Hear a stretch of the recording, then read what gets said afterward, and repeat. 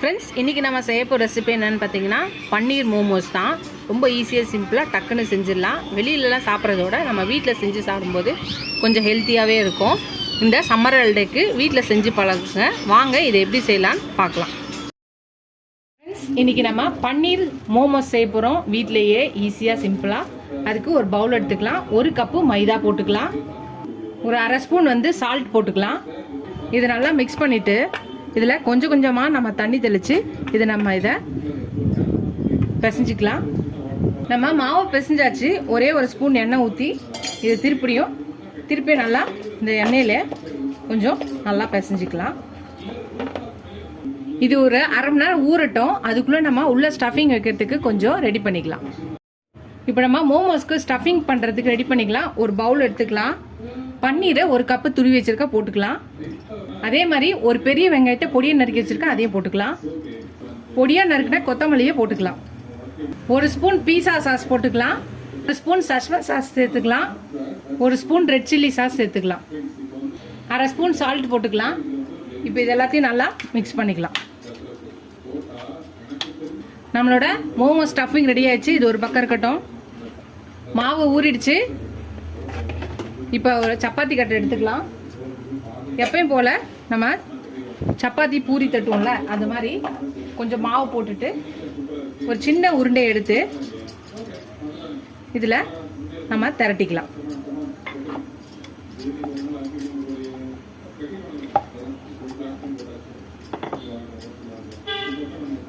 அவ்வளோதான், நம்ம திரட்டியாச்சு.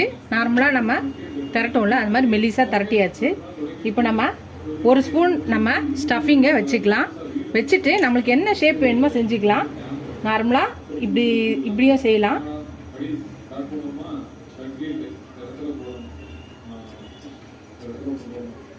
நீங்கள் பக்கத்தில் இதை ஜாயின் பண்ணிக்கிட்டே வரணும்.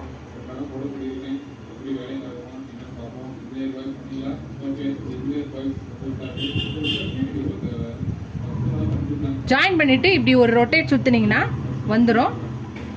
அவ்வளோதான்.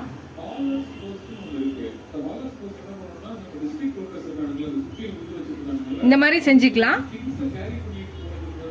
இதை ஒரு ஸ்டீமர் குண்டானில் எண்ணெய் தடவிட்டு அதில் வச்சுக்கலாம். சப்போஸ் உங்ககிட்ட ஸ்டீமர் இல்லைன்னா ஒரு கடாயில் தண்ணி ஊற்றிட்டு பிளேட் வச்சு தட்டில் எண்ணெய் தடவிட்டு வைக்கலாம். இல்லைன்னா நீங்கள் இட்லி குண்டானில் கூட நீங்கள் வச்சுக்கலாம். இந்த மாதிரி எந்த ஷேப்பில் வேணுமோ செஞ்சுக்கலாம். இன்னொரு மெத்தட் பார்க்கலாம். ரொம்ப ஈஸியான மெத்தடு, எல்லாருமே செய்யலாம். திருப்பி இதே மாதிரி ஒரு ரவுண்ட் ஷேப்பில் பண்ணி ஒரு சின்னதாக ஒரு உருண்டையை திரட்டிட்டு 1 ஸ்பூன் ஸ்டஃபிங் வச்சுக்கலாம். வச்சுட்டு நம்மளோட இந்த எட்ஜையும் சேர்த்துக்க வேண்டியதான். ரொம்ப ஈஸியாக சிம்பிளாக டக்குன்னு எல்லாராலையும் முடியும். இந்த மாதிரி எல்லாத்தையுமே டச் பண்ணிட்டேன்னா அது நல்லா ஒட்டிக்கும். இது நல்லா டச் பண்ணிட்டு நல்லா ப்ரெஸ் பண்ணிக்கணும். அவ்வளோதான். நம்ம கொலக்கட்டை மாதிரி தான். நல்லா ப்ரெஸ் பண்ணிக்கிட்டோன்னா ரெடி ஆகிடும். அவ்வளோதான். இதை எடுத்து வச்சிடலாம். இது மாதிரி நம்ம எல்லாத்தையும் செஞ்சுக்கலாம். உங்களுக்கு எந்த ஷேப்பில் வேணுமோ செஞ்சுக்கலாம். சிலது ரெடி பண்ணி வச்சு இப்போ இது ஒரு ஸ்டீமர் குண்டானில் அடியில் தண்ணி வச்சுருக்கேன். நீங்கள் கடாயில் வச்சிங்கன்னா தண்ணி ஊற்றிட்டு தட்டு போட்டுக்கோங்க. இப்போ இதுக்கு மேலே இதை வச்சுட்டு இதை மூடி போட்டு மூடிடலாம். ஒரு 10லேருந்து 15 நிமிஷம் இது வேகட்டும். வெந்தோடனே பார்க்கலாம். நம்ம மோமோஸ் ரெடி ஆகிடும். உங்ககிட்ட இந்த மாதிரி ஸ்டீமர் இல்லைன்னா இட்லி குண்டானில் கூட வைக்கலாம். இல்லை கடாயில் கூட தண்ணி வச்சு தட்டில் வச்சு வைங்க. அடியில் ஒரு பிளேட் மட்டும் வச்சுட்டு அதுக்கு மேலே இந்த மோமோஸ் தட்டை வைங்க. ஃப்ரெண்ட்ஸ், நம்ம ஒரு 10லேருந்து 15 நிமிஷம் நம்ம மோமோஸை ஸ்டீம் பண்ணோம். ரெடி ஆயிடுச்சு. இப்போ எடுத்துடலாம். பாருங்கள், நல்லா ஸ்டீம் ஆகிடுச்சு. இது ஒரு பிளேட்டில் எடுத்து வச்சிடலாம். ஃப்ரெண்ட்ஸ், அவ்வளோதான். நம்ம மோமோஸ் ரெடி ஆகிடுச்சு. பாருங்கள், ஹோம்மேட் மோமோஸ் நம்ம வீட்டிலே செய்யலாம். வெளியில் சாப்பிட்றதோ இல்லை வீட்டில் ஹெல்த்தியாக செஞ்சு சாப்பிட்டுக்கலாம். உள்ளே நீங்கள் இந்த பன்னீருக்கு பதில் நீங்கள் வெஜிடபிள்ஸ் கூட நல்லா பொடியாக சாப் பண்ணிவிட்டு இதில் அந்த ஸ்டஃபிங்காக வச்சுக்கலாம். இன்னொரு நாள் நான் மோமோஸ் சாஸ் செஞ்சு காட்டுறேன். அவ்வளோதான், நம்மளோட மோமோஸ் ரெசிபி ரெடி ஆயிடுச்சு. சாஸோடு தொட்டு